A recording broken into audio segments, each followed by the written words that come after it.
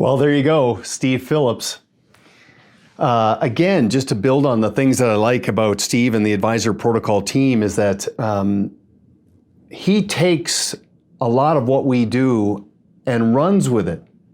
Okay, so if we consult an advisor or a team on some issues around branding, it's incumbent on them to source out somebody who can bring all of that to life in the form of treatment on their website and their collateral material. Well, Steve does all that. He brings it all to life, following our verbiage and our philosophy of stewardship and our process around practice management and all the things that are proprietary to your enterprise.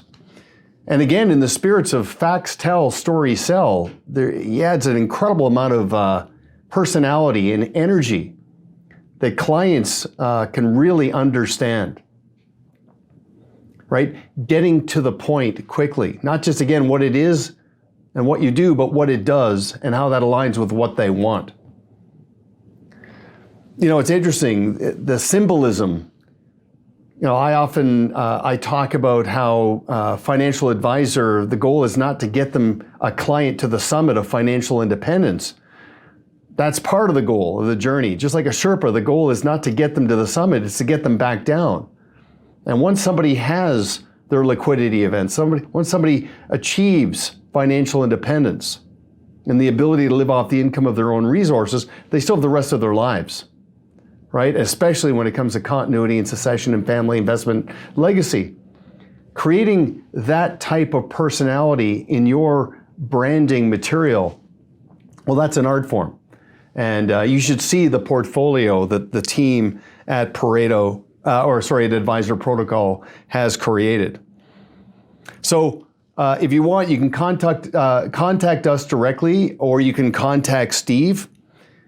He has a gap analysis and sounding board process where you can evaluate where you are and make some suggestions where you can address those gaps, and then what it would look like to bring all of that to life. Highly, highly recommended.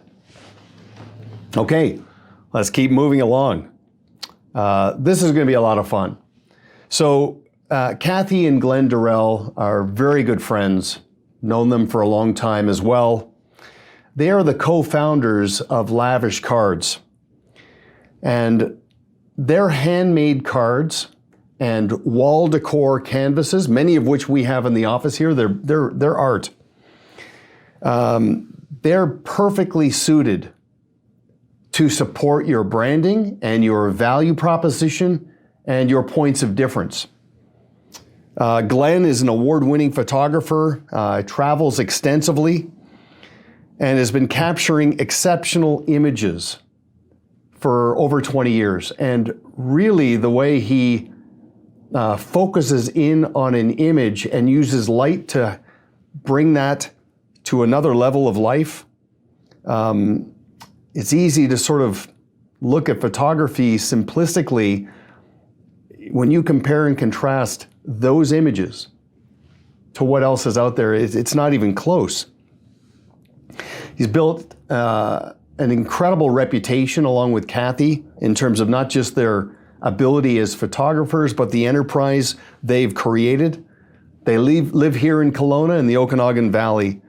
And today, Cathy and Glen will be discussing the lost art of the card and how using cards can be an integral part of your client experience and branding process, and how they truly are the secret weapon to advocacy and more referrals. And there's some actionable components here that you can translate this into results and create automated processes for yourself. So with that, welcome, Cathy and Glen. Take it away. Thanks, Duncan, for that great intro. We are so honored to be part of the Coiled Spring Virtual Summit. So many great presenters and ideas. I'm going to turn things over to Cathy, who's our specialist on how to use greeting cards to optimize your business. I'll come back in a few minutes and I'll share a few stories about some of the images. Thanks. Great, thanks, Glen. Like Glen said, I am Cathy Durrell, And chances are, if you have ever called Lavish Fine Arts to place an order or just talk about process and how we can help build lasting relationships with your clients, we've had a chat. I enjoy talking over ideas with our clients.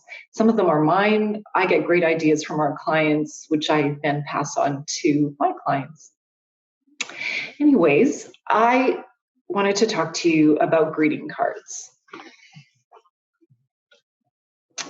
Greeting cards. They have been around forever. They are old-fashioned, but they are an old-fashioned symbol of gratitude and acknowledgement. Sort of a lost art today. And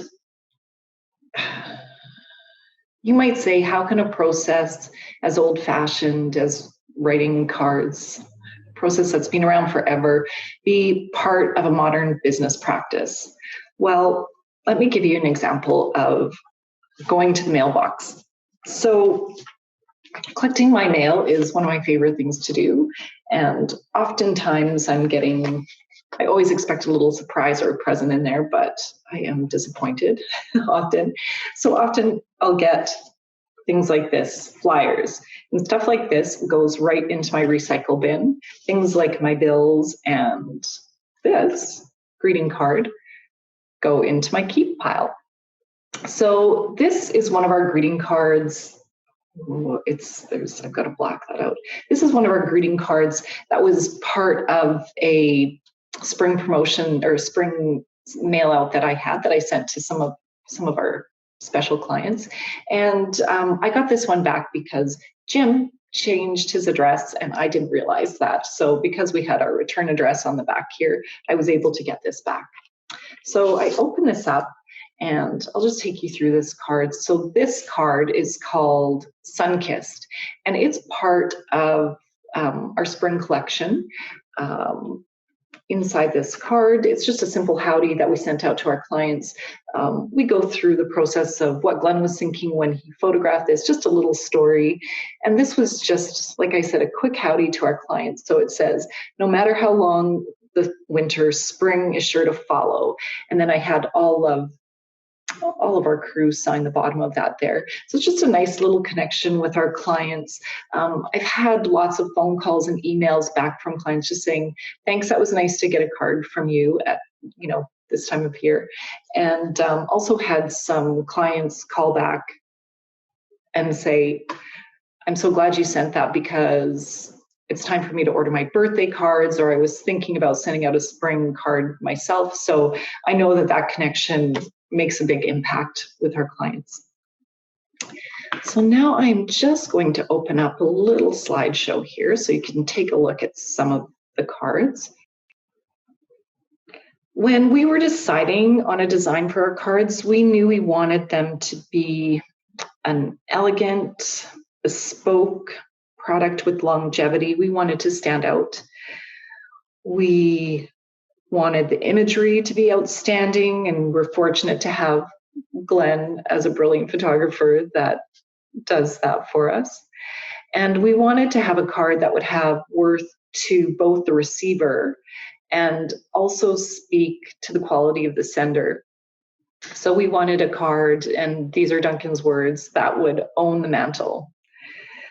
There are so many ways to reach out to clients, to make connections, and most are so more immediate than sending a card. It takes time, it takes planning, and certainly isn't as easy as picking up the phone, emailing a client, or texting. But I believe what a beautiful greeting card has over those other ways of communication is longevity. We have shelf life. So there are so many occasions to take the opportunity to anchor your client relationship and to be top of mind. Sending a card is a statement of thoughtfulness. It's a statement of effort. Often when I'm talking with my clients, I'll suggest having a stash of non-occasion cards in their desks to send. And by that, I mean a card you send, for example, you have a client who you've met with or have spoken with over the phone. And I think that's the perfect time to honor that connection with a handwritten card. you can maybe mention something you talked over, or simply say something like, "Dear George, thanks for the call today. It was great to talk. Glad to hear your family are all doing well. Enjoy your time this summer on the new boat. All the best, Cathy." Now, the process. Like I said, it takes some time and organization to develop a plan to make this old-fashioned secret weapon work for you. And we can help with that. We have a cheat on our website. We have a calendar section that helps with ideas, holidays, suggested dates, even verbiage, to start taking action in a timely manner so you don't miss deadlines. Now, my clients often ask me, who should I send a card to? And everyone's different. It may be your top 20 clients, it may be your top 20% of clients, or you may choose to treat your entire portfolio of clients. Each practice is different, but we all know the more valuable and personal the connections we can make with our clients, the more referable we are.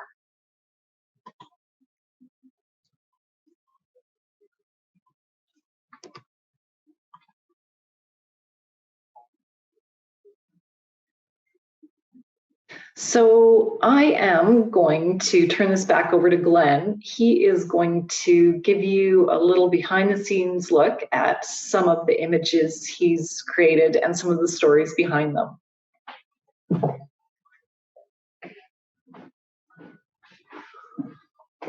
Thanks, Cathy. Some of our clients are surprised to know that the photographs are actually taken by one photographer, and they are. They're all taken by myself. So I just thought I'd share a few stories about kind of behind the scenes on what it takes to make these images happen. I'm going to put up a couple of images and we'll just talk about them. This image is called Boathouse. This is photographed in Jasper National Park. This image was taken in October. It was actually the last day of the year that you could be in the park because they close it because the snow is there's so much snow that it's impassable to navigate in the park. So one of the things that was interesting is the park was, because it's October, it was full of signage saying, watch out for the moose. It's their mating season. They're extremely unpredictable. Don't approach them. Don't come close to them. Just stay away from the moose. So the park was filled with people this day. They were being reasonably respectful of the moose and stuff. And then as the day wore on, as we got closer to the end of the day, everybody eventually left. So it was twilight, and I was actually the only person, I think, in the park, except for there was one other photographer who was just down the beach from me at this lake. I think he was photographing a very similar scene with a similar angle. So there's the two of us, and one of the things with shooting at twilight is there's a short window when the light is actually really where you want it to be. So you have to be very sort of punctual and be aware that the light is changing quickly like that. I'm focusing, looking through the camera, and I hear off to my side, I hear somebody go, psst. And I'm a little annoyed because I'm thinking this guy's got to be doing the same thing I am. He's got to be in the same mode. We've got to capture the sunset as it's happening. And again, a few seconds later, I hear psst. So I think I better look at this, what's going on. I look over at this guy, and he's gesturing behind me that I better look behind me. There's something behind me. So of course I do. I turn around and I look. I'm on this little path that heads down to the lake, and right behind me, about 8 feet away, is an adult moose. And it's staring me right in the eye. And it's obviously waiting for me to get out of the way so it can get down to the lake. So I'm more than a little rattled, but I grab the camera on the tripod and I step off to the side, and this animal just walks right past me, goes down to the lake. All it wanted was to take a drink. It put its lips to the lake and had a nice drink. And I took an image of, there it is, standing in the lake, just beautifully reflected in the mountains. And my takeaway from this one was that I probably need to be a little bit more situationally aware when I'm looking through the camera that there is other stuff going on around me. This next image is, it's called Sapphire Sky. I was out photographing in the winter, and I was driving in the country back roads, and I came past this farmstead, and they had a big white dog, and he started chasing the car, and that often happens, so I wasn't really surprised by that. So I just kept driving, I was looking for interesting stuff. And then I came across this stand of trees, and the gray trunks against the blue sky just made me want to explore it. So I stopped the car and got the camera out and was taking some photographs and exploring different angles and stuff. And just something told me that I should probably peel my eye away from the camera. And I did. And lo and behold, this dog who I'd forgotten about had chased me the entire distance I traveled and was now just about 6 feet away from me. And he was coming in close. He had his lips kind of peeled back, showing his white teeth at the front, but it wasn't threatening. It looked like a smile. And he was trying so hard to wag his tail that his entire back half of his body was shaking back and forth. So I thought, this guy's obviously not too much of a threat. He came in close. I started petting him. He leaned right up against my leg, had a nice little visit with him, and then he rolled over in the snow to get his belly rubbed. And I took this photograph of him while he was laying in the snow. Kind of the takeaway from this one was I just felt like, something which could have been very threatening ended up being a great encounter. I had such a nice visit with this little white pooch. It was really a nice experience. This next image is called Three Sisters. I wanted to photograph these peaks for a long time. I saw some just instructions on the internet that you could find this spot where you could get them reflected in this creek, and I thought, what a great way to capture these mountain peaks. So I took the directions and I followed them. I left the place that I was staying at in the Rockies early in the morning. It wasn't even light yet when I left, and I took the directions. It said to park in this certain spot roughly, and then to follow this dry creek bed, and you'll eventually come to a forest where you just go through the forest, and then it'll take you to this creek. And so I'm quite nervous because it's early in the morning and I'm by myself. I'm alone in this creek bed in the Rockies, and it's October again. It's bear season, and the bears are still feeding, and they're trying to put on their last few pounds before they hibernate for the winter. So I'm really trying to make as much noise as I can not to startle a bear and have a bad encounter that morning. So I'm heading through this forest path, and it's quite dense. And all of a sudden I come to this clearing, and I'm standing in front of this creek, and there's the peaks reflected in the creek, and it's absolutely beautiful. And then I look over to my left and I see there's 20 other photographers already set up in this spot and capturing the scene. So where I thought I was alone in the forest and completely by myself, it turned out that I was very much not that way, and I was amongst friends. Okay.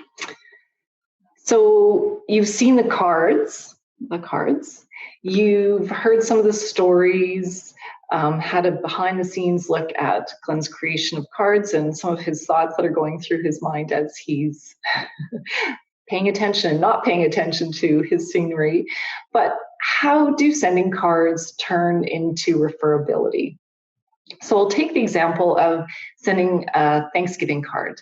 So a Thanksgiving card to me is a no-brainer. It is a time when there are family celebrations, lots of friends around, and it's also not a typical time to send a card. So when you send a card for Thanksgiving, or it could be a time like Independence Day, Canada Day, an occasion where not a lot of people are sending cards, you stand out because you may be the only person that is sending your client a card at that time, and therefore you own the mantle.